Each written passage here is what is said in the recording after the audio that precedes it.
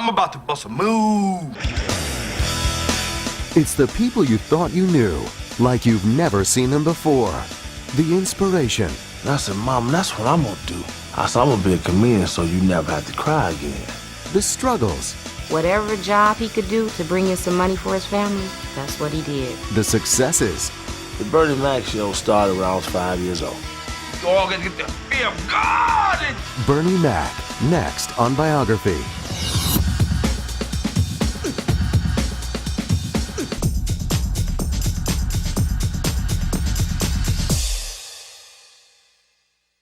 I'm telling you like I tell you.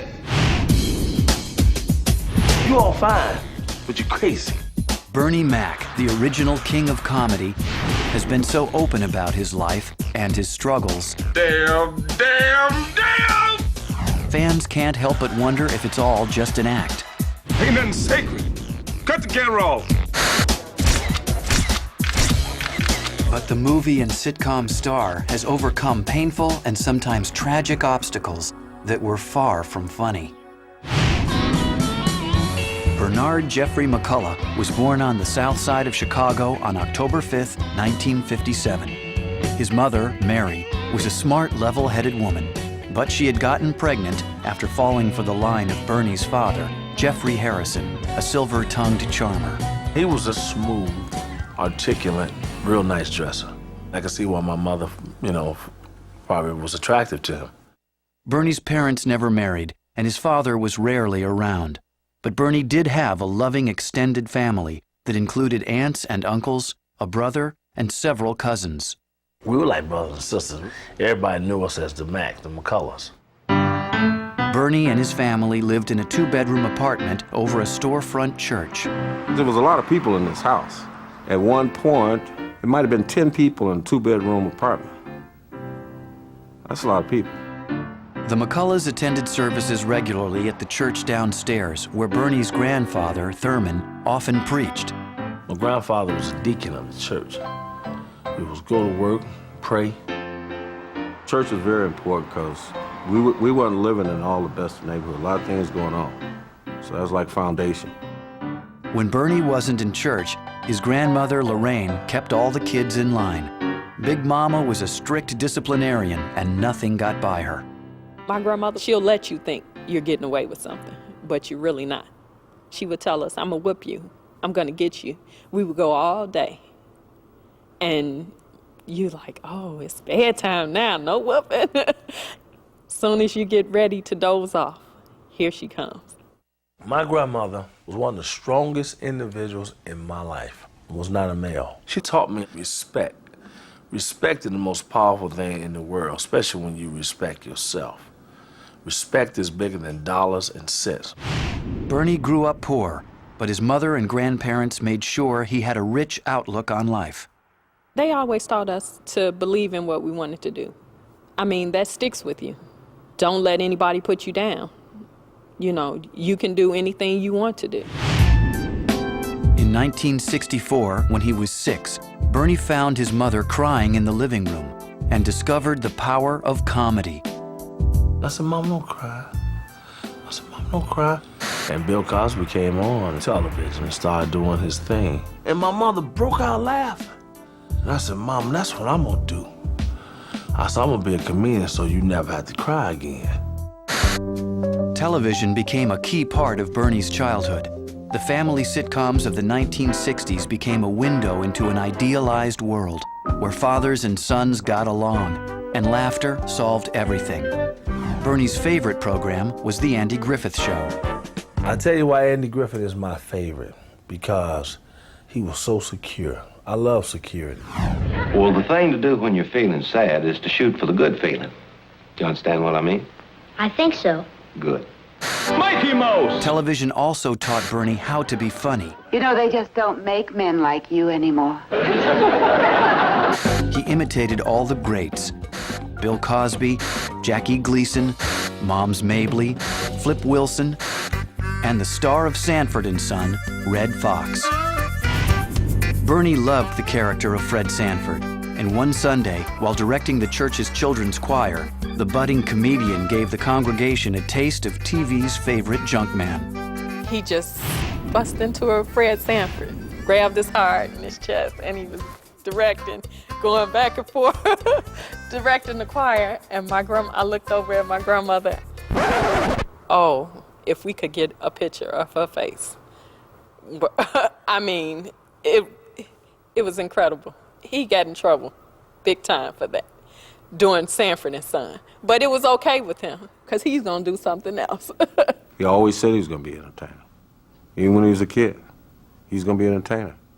Bernie was just naturally funny. Just let's get that straight. By the time he entered Chicago Vocational High School, Bernie had made up his mind that comedy would be his ticket to a better life. But his friends weren't so sure. And at that time, you only had Richard Pryor, Red Fox. It wasn't on the level that it's on now. So it was like, what's the big thing about being a comedian? You know, going around telling jokes. Bernie wasn't the first in his family to try show business. His brother, Darryl, had a brief brush with fame as a guitarist for the singing group The Chi-Lites. I admired his style. I admired him from the way he kept himself up, but he was just too selfish and arrogant. Darryl ultimately left the Chi-Lites, but Bernie is still inspired. Though he didn't think much of Darryl's attitude, 15-year-old Bernie soon began imitating his brother's slick look. He would make sure he combed his hair, make sure his teeth was okay. You know, just start soaking his nails and like joy. Dishwashing liquid, you know. You got a fingernail file, you know, just taking more interest in things like that. Bernie's life was on track. Though he wasn't the best student, he had avoided all the pitfalls that claim many young black men in the inner city. But it was the 1970s, and drugs were everywhere. Bernie wasn't interested, but marijuana was a favorite with some of his peers. He majored in machine shop, and a lot of the guys in machine shop shot dice. They got high and stuff like that, and he would play the role, but he didn't get high. And one guy set him up, and I think they put something in it, and because he really flipped out. Bernie's first time smoking marijuana landed him in the emergency room. I never will forget the look on my mother's face. The doctor said, "Son, you got angel dust all in your system. Your nervous system is shot." I was on medication for 2 years. Bernie had learned the hard way. He wasn't going to let anything or anyone mess up his life again. But in 1973, as Bernie entered the 11th grade, he was hit with another crisis when cancer took the life of his mother. Bernie was heartbroken, and he faced more tragedy the following year when his brother Darryl died suddenly of a heart attack. Bernie was devastated, but he didn't let his feelings show. I always looked at Bernie as laughing behind his tears. He was strong. He was tough. He's seen that there's life and there's death. Bernie had taken hard knocks, but he still had his dream.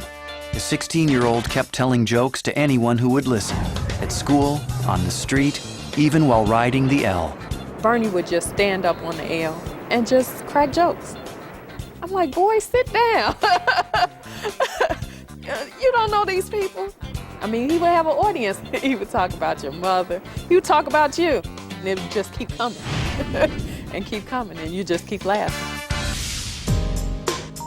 By Bernie's senior year, he thought he was on his way to living his dream of becoming a comedian. Nothing was going to stop him. And then he met Rhonda Gore, an attractive girl at his school. At first, Rhonda was put off by Bernie's appearance. He was just, I don't know, it was just that he was really skinny, and I was like, But it was when I started talking to him, and I realized, I said, oh, he's really a nice guy. His personality was really just beautiful, you know, and he was very humorous. Rhonda and I just started hanging out, and I really started liking her. I asked her, I said, would you be my girlfriend? You know, I was cool there. I thought that was cool. I said, well, you know, I guess, you know, would you be my woman? And she said, yeah, I'll be your woman. I'll be your woman. The relationship that started in the halls of CVS High School soon heated up. But after graduation, Bernie had to face the consequences of his teenage romance. My mother called me. She said, Mac, I need to talk to you. I said, what's wrong? She said, Rhonda's pregnant. I said, by who? My father said, I'll blow your head off.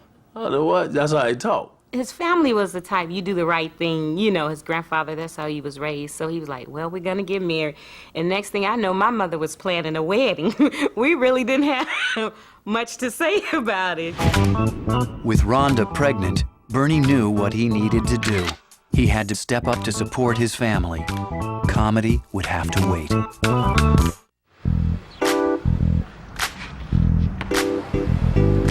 At age 20, Bernie Mac was just a few years out of high school, but he already had a wife and a baby on the way. Bernie set aside his dream of becoming a comic. He took a job as a janitor at General Motors, and he and Rhonda moved into a rundown apartment. Mac had already seen plenty of tough times, and when his daughter, Janice, was born, he counted his blessings. Bernie believed if his family was all right, the rest would work itself out. He wanted to be a comedian, but he really wasn't working towards it. He was just working, you know, for the families to make sure we were okay and everything. After 5 long years at General Motors, Bernie was laid off due to company downsizing. He began working a series of odd jobs, including driving a moving truck and managing a fast food restaurant. Bernie also helped kids in the neighborhood as the athletic director of the local community center. Coached a lot of the little boys' teams and things like that. Whatever job he could do to bring in some money for his family, that's what he did. I didn't have steady work, you know, but I never was ashamed about taking work. That's one thing I really looked up to him for, because a lot of men won't do it. They think things are beneath him, but he never did. Bernie also started doing comedy again. Stand-up clubs were becoming hot date spots in the 1980s, and by 1984, Mac was ready to test his jokes at the local venues. There was a club called Zanies, another one called The Funny Firm, Who's on First. So are you all ready for a show? They were predominantly white audiences, and he wasn't received as well in the early 80s because that whole improv brick wall guy with a sport coat and a tie on style was really coming into its own, and he was not that thing. You couldn't curse, you couldn't tell ethnic jokes, you couldn't tell sex jokes. A couple of times he couldn't even get up, you know, he didn't even get on because it was so crowded. So he would just go back the next weekend. I wasn't bitter. I was just determined. I said, I ain't gonna let him beat me, I ain't gonna let him play me. For the next few years, Bernie polished up his act. He learned how to tell a joke in front of a brick wall. But just as his dream was coming true, the 28-year-old was hit with more bad news. Bernie's beloved grandmother, a diabetic, was told that she would have to have part of her leg amputated. They had to cut from like the knee below. And once that happened, he said, Rhonda, Grandma's not gonna live through that. He said, because she was too independent, you know, to have her limb taken away. Bernie was right. Big Mama did not survive the surgery. The shock of her passing was compounded by the death of Bernie's grandfather the following year. At the funeral, Bernie stood up and did what he did best. He paid his respects by making his family and friends laugh. Normally when you go to a funeral and you talk about somebody, it's a sad occasion. And Bernie would go and take that same element and he would give people something to laugh at. I had so much pain and so much sorrow, and I lost so much. My mother, my brother, my grandmother, grandfather. And to be able to laugh through all of that, people used to always say, it ain't funny. Don't be laughing right now. Funerals and stuff, you know, and I would laugh. Bernie had learned how to be a straight comic, but now at age 29, he was ready to be himself. Doing material that came from his soul was a revelation. A lot of Bernie's comedy is cultural. It drew upon his, ethnicity and his, his past. And, you don't necessarily have to be an African American to appreciate Bernie. Like his idols, Red Fox and Richard Pryor, Bernie used the shock value of foul language and off-color stories to give his comedy an edge. When he does it, he's awfully funny, and people don't take it personally, and it's not meant to be taken personally, it's just comedy. One of the first clubs that Bernie used to test his new act was the Cotton Club, Chicago's famed jazz venue. Monday was amateur night. It was a predominantly black crowd, and Bernie let loose. I don't care what we do, blacks are serious. We could be playing jacks. We'd be serious in the mall.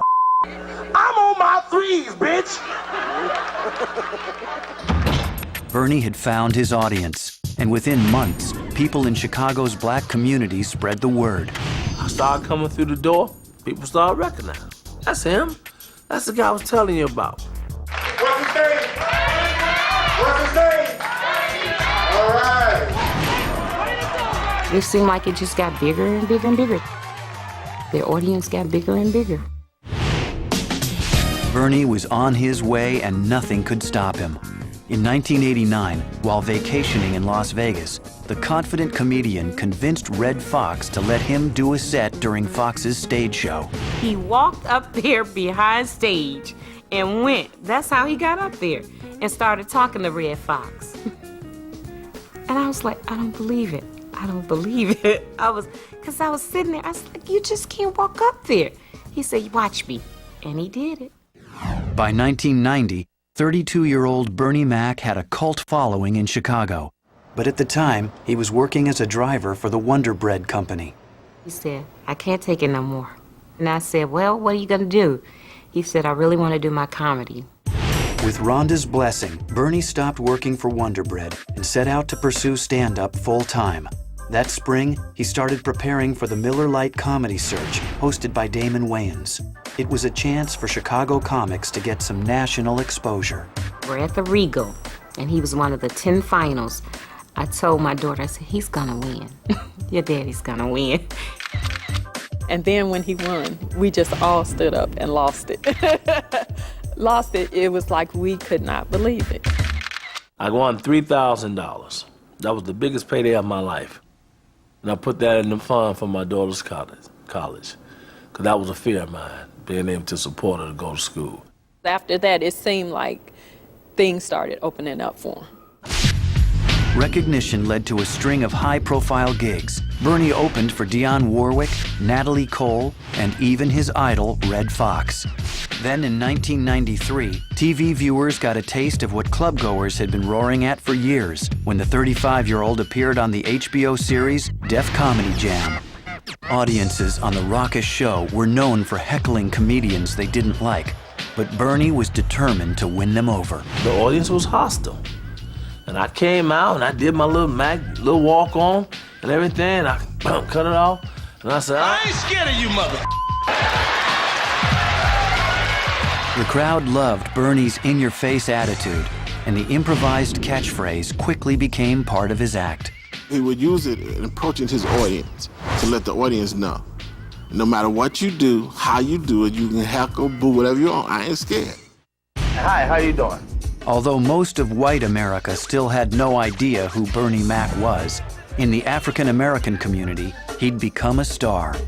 On the Chitlin Circus, as they call it, you know, where it's all black people know you. He was very well received on those circuits. I've never seen you like this. Unbelievable. He's one of the funniest men ever. I'm out here to laugh tonight. I know you But he was trying to get into movies, too, at that time.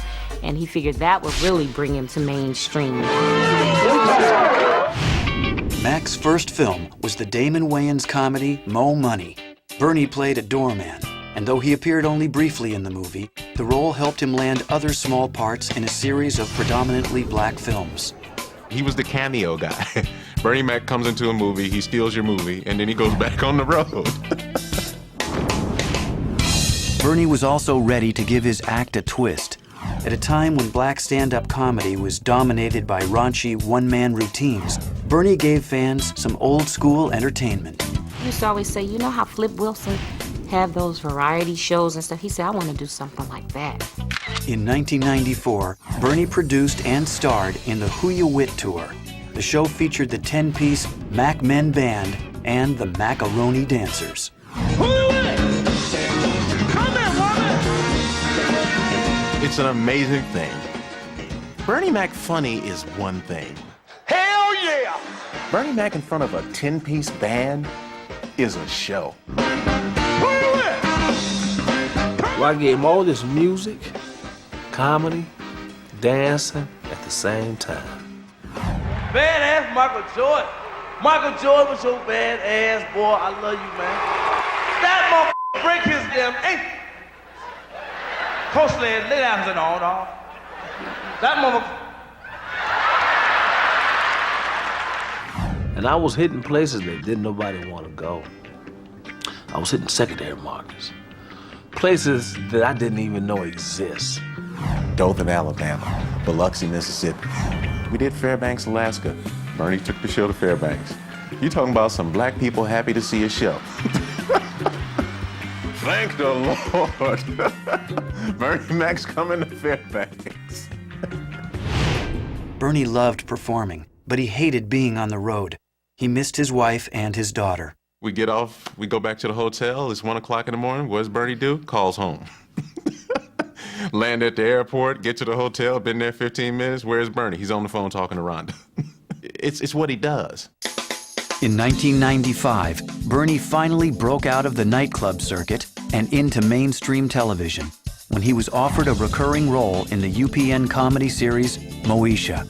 The sitcom got Bernie's face in front of a bigger audience, but still, no one was offering him a show of his own.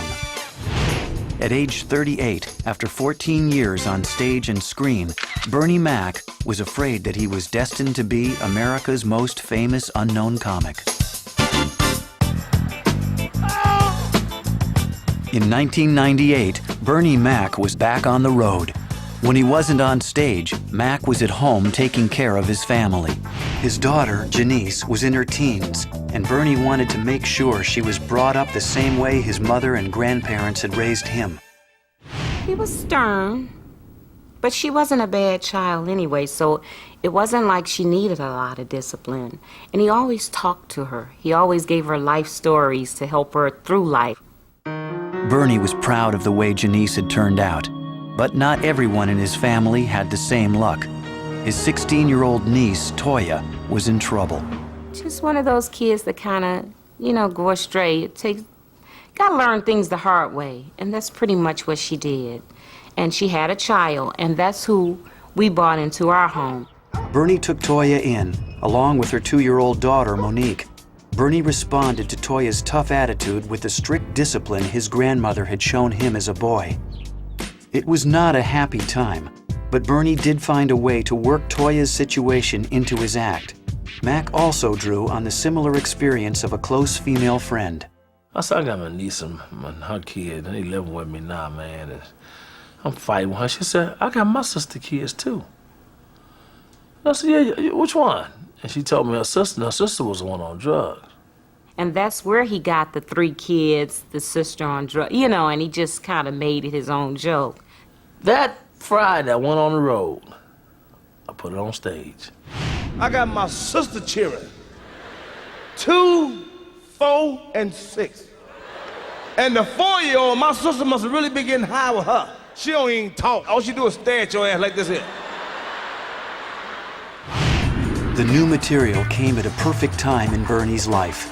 He was now 40 years old, and he had the authority needed to play the part of a stern old-timer. These kids murderers, man. You ain't gonna murder me. I'm gonna kill them. I can see y'all reading about it right now. It's a shame how Bernie shut up all those goddamn kids.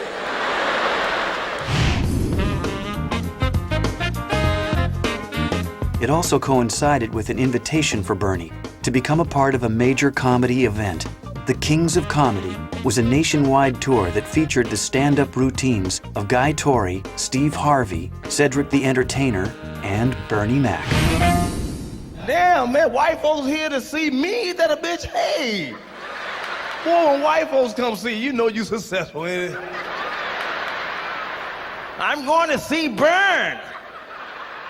And it came right on time because I was getting burned out. I was doing 2 hours, hour 45 minutes a night. 43 weeks out of the year. I got to the point where I got sick of hearing myself. Then this 2-year-old with her no sleeping ass, she don't never want to go to sleep like my sister got high with her, you know what I mean? Like she must have smoked reefer with her and did coke. because she hungry all the time and she wide alert, you know. Bernie was rejuvenated by the less demanding work schedule, and soon the show became bigger than anyone could imagine. Initially, they did 30 dates, sold them all out. And then they went larger, and they went larger. At one point, the Kings of Comedy tour was the most profitable tour on the road in the United States, period. I came in the house the other day at 1 o'clock in the morning. The 6-year-old gonna walk past me like I'm a visitor. The 2-year-old sent him downstairs to get her some milk and cookies. I said, where you going? Get some milk and cookies. I said, Pip is kind of late. Go on back in the room. He gonna go in the room, 2-year-old say, where the milk and cookies at? He gonna tell her, him downstairs. Like I ain't got no damn name. In 2000, Spike Lee documented the phenomenon with his concert film, The Original Kings of Comedy. D.L. Hughley, who had his own sitcom, replaced Guy Torry. Bernie Mac was now suddenly in the center of the spotlight. They'd known Steve and Cedric from Steve Harvey's show on WB. They'd known D.L. Hughley from being in variety shows, but Bernie, who's this guy? Who's this guy that's going on last and destroying the crowd? Now everybody wants to know Bernie Mac. When the dust settled, many were asking the same question. Why doesn't Bernie Mac have his own TV show? They didn't know what to do with Bernie Mac before. They didn't know how they could put him on TV. They didn't know how he could be funny. I don't think it bothered him that much because he always said he really didn't want to do TV because TV handcuffs you. It stops him from being who he is. But he said if the right show came along, then he would consider it.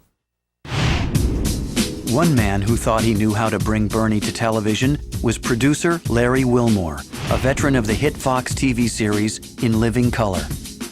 Wilmore's idea was to take Bernie's outspoken attitudes about child rearing and pit them against a politically correct world that favored timeouts over corporal punishment.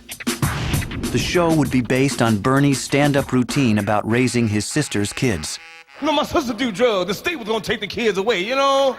But my black ass had to volunteer and accept these sons of bitches. Most networks were concerned that Mac's take-no-prisoners brand of comedy would never fly on television. But in 1999, Fox TV decided to take the risk. To see Bernie Mac on stage is a much more raw experience than watching him on TV, but TV can find a way to turn harsh comics into something a bit more palatable for mainstream audience. Bernie Mac put his heart and soul into the new series, juggling humor, drama, and an emotional resonance not usually found in half-hour sitcoms. I'm gonna kill one of them kids. Whatever. Oh, don't get me wrong. I love them. They my blood. I give them the shirt off my back. You ever see a chicken with his neck wrong, laying to the side all lazy and weak? That's what I'm gonna do to them kids. Talk back to me one more time. Snap! I'm gonna snap their neck off. The Bernie Mac Show premiered on Fox Television on November 14th, 2001. Joining Bernie as his on-screen family was Kalita Smith as his wife, Wanda, and Camilla Winbush, Jeremy Suarez, and Dee Dee Davis as the three kids dropped into his lap. I knew that it would either rise to the top or it would go underneath the radar and it would be a thing that people just didn't get because of the style. It was very innovative. You keep on talking to me with that attitude, little girl. I may not be your daddy, but I'll whoop your ass just like your daddy. And you'll go to jail like you was my daddy, too. Don't come out. I'm gonna bust your head to the white meat. Come on out, Vanessa. That's right, I said I'm gonna bust her head to the white meat show. And I ain't ashamed that I said it. Ain't nobody gonna make me take it back. From its pilot episode, audiences embraced Uncle Bernie's no-nonsense approach to fatherhood. Yeah, I know what you're saying to Mac. I don't care what you're talking about. Bernie Mac cruel, Bernie Mac beat his kids. I don't care. And critics applauded the show's insightful mix of comedy and genuine emotion. The show is very edgy as a family comedy goes, but yet there are life lessons learned. There is hugging that goes on in this show. It isn't without warmth, but it definitely has edge, and Bernie Mac is that edge. When it first started, he was like, they can't water me down. You know, if they water me down, I don't want to do it. You know, he said, I got to be able to, you know, say the things that I want to say and deal with situations the way I want to deal with them. In my house is all my stuff. And you are not to touch my stuff without my permission. Let me break it down. Don't touch my TV. Don't touch my DVD. Don't touch my dual deck VCR. And most definitely don't touch the remote that works the TV, the DVD, and the dual deck VCR. Any question? Can we touch? No, you can't touch nothing. Matter of fact, don't even look at it. When you walk past it, close your eyes. Bernie also brought style to his sitcom by breaking the fourth wall and speaking directly to his audience. When I say I want to kill those kids, you know what I mean. I don't have to explain. I think the real innovation is having him as Bernie Mac look right at us and tell us what's on his mind. Yeah, my sister's on drugs. That's okay. Some of your family members messed up too. What am I supposed to do? Allow these 3 kids to go to the state or some foster home or some white couple? Hold on. This ain't about race. It's not about race. I just don't want to hear him talking all proper like that, you know what I'm saying? Beneath the surface, The Bernie Mac Show was a loving tribute to Mac's own family, with its star taking on the role his mother and grandparents played in his own life. The Bernie Mac Show started when I was 5 years old. I see a lot from our childhood in the show, and I see a lot of things from our family. Especially his grandmother, the way he does with the children, because I don't think she took a whole lot of stuff from them, so that's where he gets all that from, the discipline. So you kids gotta learn. You all gotta get the fear of God in you. Honor thy mother and thy father figure. So next Sunday, we're gonna give our day to the Lord. We're going to church. Church! Bernie also shared another part of his childhood with America in the character of Jordan. Jordan is Bernie Mac as a kid. Always in something. You know, mischievous. Not a bad kid. Just want to outsmart everybody. Want to be the center of attention. Get some Count Chocolate or something. I don't want to Count Chocolate. I want mine. Boy, quit being so soft here. You're always crying. You gotta be a man. I don't want to be a man. I want my Boy, you getting ready to... You ain't fixing to piss up in here. I made him something like myself when I was a little kid. What y'all looking at? What you looking at? You know, someone that got into everything. You had to watch him. He was sinister. You waiting on yourself? Are you waiting on yourself? Come here, boy. Come here. Don't you wrong with me. Come on with this little doggone rat. With the ratings success of The Bernie Mac Show, everyone in Hollywood seemed to be knocking on Bernie's door. But director Steven Soderbergh was one up on the competition. Before the sitcom even aired, he'd already signed Bernie to appear in his big-budget, star-studded remake of the heist movie Ocean's 11. The 44-year-old actor shared the screen with some of the biggest names in Hollywood. Bernie's part was small, but he managed to shine with the rest of the stars. I think everybody was quite surprised at how much notice he got out of having a small role in that film, just because he was just so slick, so good. That was the pinnacle for me. To be with Clooney and to be with Brad and Matt and Don Cheadle and Elliot, that was unbelievable. For his part, Bernie learned he had fans on the set who were just as excited to work with the original King of Comedy. I'd seen him in a few things before, and I just thought he was hilarious, and I thought it was gonna be a great experience to work with him. With a hit TV series on the air and a movie blockbuster to his credit, Bernie was becoming one of the titans of Hollywood. He was comfortable financially, and to make sure things stayed that way, Bernie put his wife Rhonda in charge of his bank account. I'm gonna tell you his version of why he did it. He said that if anyone is stealing from him, it wouldn't matter because he's married to me, he's getting sex, and it's still in the family. So the money's still there. But the reason I feel I'm over it is because he knows I'm gonna watch every day. He calls me a hawk. I watch everything. Putting family first had worked for Bernie. the lessons he'd learned from his mother and grandparents were keeping him on track. Hey, camera Mark.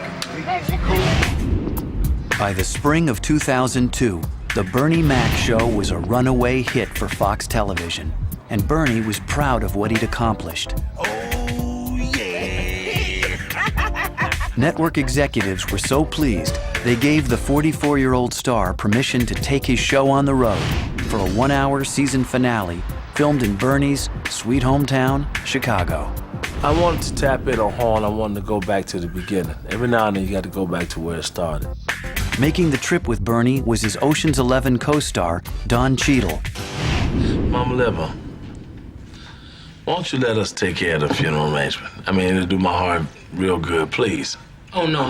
Oh, you're such an angel, but Dee's taking care of everything. That's right. It's gonna be beautiful, Mama. My character had a lot of laugh lines, and some actors wouldn't be comfortable with you coming into their world and doing that. You know, they kind of want you to be there to prop them up. Now, I'm gonna handle everything, right? But I'm still waiting for Daddy's check from the government, man. You know how slow they can be. Well, hey, maybe you don't remember. You know, you big time and everything now, but could you float me for a minute, man? He did not just say that. He did not just ask me for money. Bernie was, he said to me, look, man, if you jump across the floor into the splits, I'll be right behind you. Like, I'll be right there with you. Go ahead, do your thing. What's wrong, D? Come on, Bern. This looks like somebody's shop class project. Thing can't cost more than $200. Come on, man.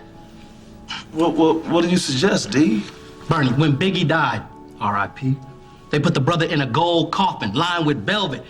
It had his initials and diamonds on the top of it, man. Now, I know this man ain't trying to tell me that my daddy ain't as good as Biggie. Well, we do special requests, but it can get a bit expensive. Hey, man, hey. My father died. Now, I know we ain't up in here trying to pinch pennies. Ain't that right, Bern? I mean, let's just hear what the man got to say, D. Let's walk around, see if we can pick out something more proper. Bernie had always been open about his childhood, but in this episode, he shared some of his most painful memories about his estranged father with his fans. I'll tell you something I never told nobody, ever. When I was a little boy, maybe 8 years old, I had a birthday party. And Big Mama gave me $15. And my father called. Said he was on his way. He never showed up? Oh, yeah, he showed up. He showed up late. But I was so excited, Ness, I didn't even care. And he started telling me about how his car broke down. And he had no idea how he was going to get the money. And he grabbed my $15. The funny thing about it was, Big Mama called him down the street, and she bashed his head in with a skillet. She bought my $15 back. Mac's emotionally honest approach helped earn the Bernie Mac Show a Television Critics Award, a Teen Choice Award, a Peabody Award, and an Emmy. Bernie also won an Image Award for his work on the series, but the showbiz veteran didn't let any of the acclaim go to his head. How does Bernie deal with awards? I think that he treats them all the same. It's an honor that people think that highly of you, but it doesn't change what you do. By 2003, Bernie Mac was a hard man to miss. He was a talk show regular. He penned his autobiography called Maybe You Never Cry Again. And he co-starred in the hit big screen comedy Head of State with Chris Rock. Bernie Mac hadn't just crossed over. Now, Hollywood producers and directors were shaping characters to fit him. And I brought up Bernie, and everybody just immediately went, oh, that's great, we love him. In the summer of 2003, Bernie co-starred in Charlie's Angels Full Throttle. He was cast as the brother of the character Bill Murray played in the first Charlie's Angels film. What's happening, Angel? I sort of thought, wouldn't that be great if we treated it that, the Bill Murray character was sort of adopted into the African-American Bosley family, who are, a collection of detective geniuses. So what does a Bosley do around here? He connects us with Charlie. Okay, all right. Good morning, angels. Good morning, Charlie. I think Bernie just brings a freshness and an appreciation for the craft, you know what I mean? And he reminds you why you got involved in this game in the first place. While shooting the film, Bernie tapped into the improvisational skills he had honed over the years. You all fine, but you crazy. There was a scene where, in the beginning of the Townsend Agency, where... Yeah, Charlie says, I hope the girls haven't been too tough Yeah, on and you. he goes, hell, I'd date fat woman. And then he added, you know... A couple takes later. Midgets. And midgets too. Man, you ain't never heard no Black Irish. Black Irish. Who you think invented the Macaria, Lucky Charms, Shamrock Shake? Bernie has this thing, if you say, we might say this, but he says, throw it at me, that's fine, I can hit it. Whatever it is, I'll hit it, don't worry, I'll hit it. And you know, you're always sure to know that he will absolutely hit it. But the thing is that he throws stuff at us that just goes, like, hits us. You know, we're like, you know, we have to just go, did he just say that? I got sand in my butt, I can't hardly walk. Even in the midst of his busy Hollywood career, Bernie stayed true to himself. From the beginning, his heart and soul have remained in the city of his childhood. Chicago is my life. Chicago's my friend. It's my base. Every time I get a hiatus or a break, I run home. I love the style. I love the people. I don't have any celebrity friends. I don't have any friends who talk business. We signify and drink beer, smoke cigar, play golf, and we talk about everything but this. And I love it. Family and friends are here. It's kind of hard to leave people you love and care about. So we're here. 1, 2, 3, kick it! During his 20-year journey to overnight success, Bernie Mac has gone from a skinny kid telling jokes on the streets of Chicago to a TV and movie superstar. And through it all, he proved there wasn't anything he couldn't do, as long as he remembered the lessons his grandmother taught him as a boy. It's fleeting out here. It's mercurial. You could be happening and then another second you're not happening and then another second you're happening again. So you have to have a strong sense of yourself and know who you are. And I think Bernie absolutely has that. He just wants to make everybody feel a little bit better about being alive for those moments that you spend with them. He's kind, loving, gentle. They don't see all that. They think he's hard from the way he talks, how loud he is, but he's really a kind soul. My family is my life. My friends, they're my life. My daughter, my home. If I didn't have that, I wouldn't be here. See, America, y'all thought I was all wrong and everything. Y'all... I'm sorry, too. Sorry? What did you do? You don't know? Put the camera on. Put the camera on. Come here! Come